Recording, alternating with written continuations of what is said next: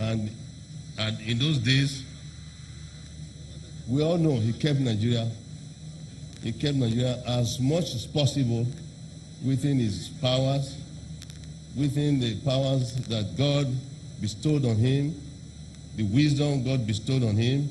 He was able to keep this great country one. I want to quickly state that in those days, he's not aware that he kept me from being a soldier myself. I'll tell you how. I'll tell you how today. When everything was hot during the Biafran, the Civil War in those days, and it was a major, I think he was a major, Bermudia at the time, who managed to find his way to Lagos, and eventually a colleague who eventually managed to escape from the then Midwest, Ejo, also eventually escaped. But when Major Bermudia, I think he was a major, not a captain, he was already a major.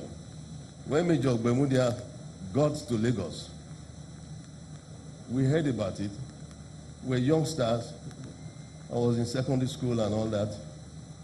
And then I was told Major Bermudia had just come from Midwest.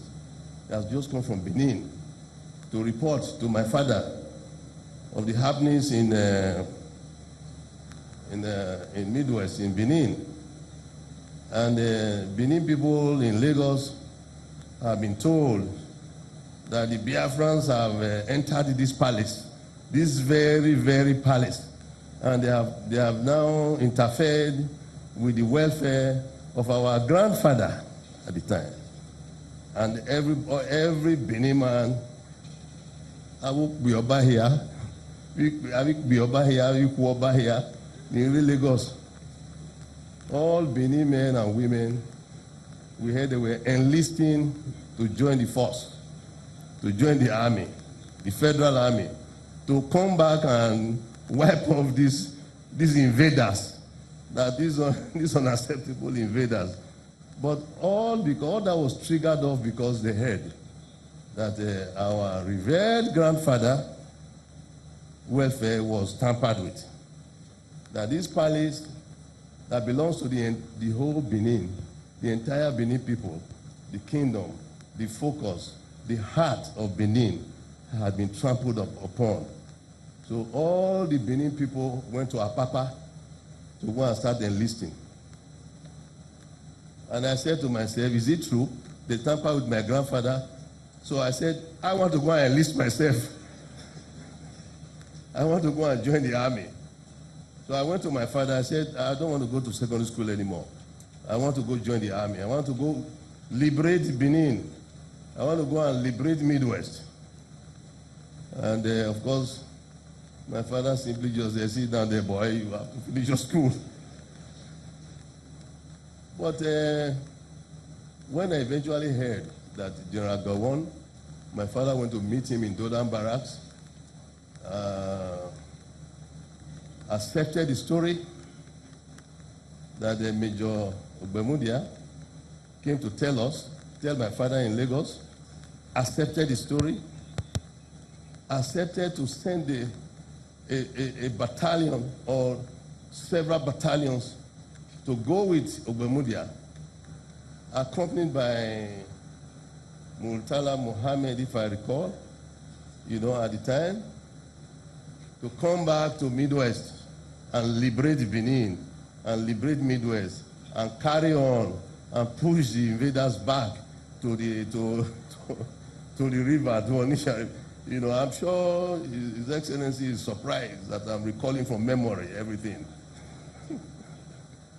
So then I said, okay, I won't join the army anymore. I'll go back to school. So that was how you stopped me from being in the army, joining the army.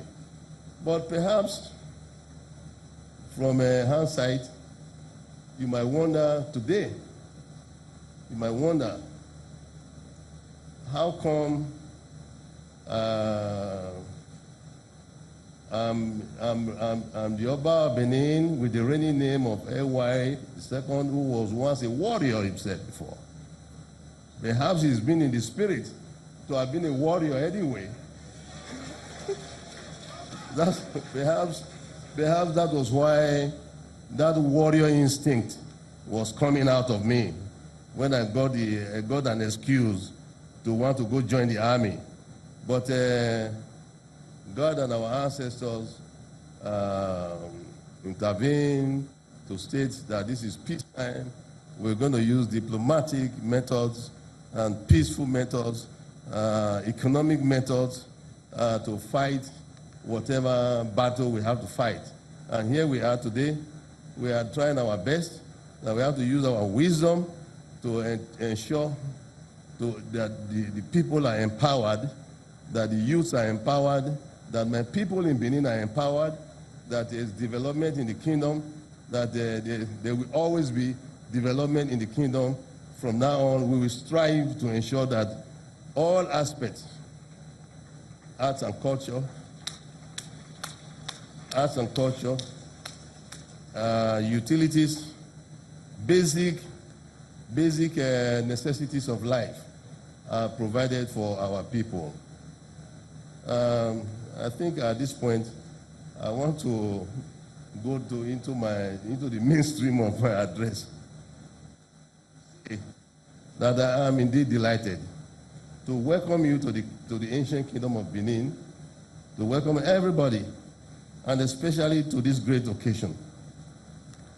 This, as you may already know, is the first of the events put together to mark the second anniversary of my coronation as the 40th Oba of Benin. It is a part of the intellectual dimension of the elaborate program of celebrations, which also includes the annual Oba Irediawa lecture in honor of my late father, which is designed to support the scholarly propagation of Benin history, public administration, and Edo language and culture.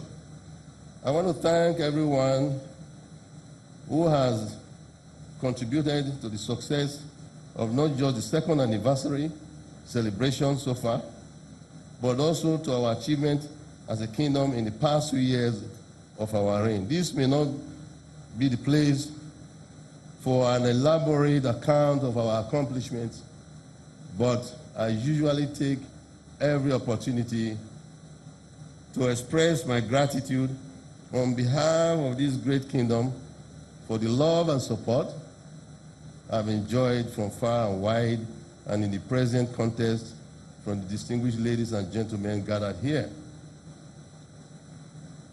Today's program is one that is very dear to my heart: the unveiling of a magnificent anthology of the history and culture of this great ancient kingdom. One of the most intriguing and delightful characters of the Benin people is that as much as we remain deeply rooted in and proud of our traditional heritage, we are far from a rigid, closed world. We have also conveniently yielded to the imperatives and dictates of a changing universe, especially by way of subscribing as much as possible to the ever-rampant positive force of formal enlightenment and the modern intellectual culture.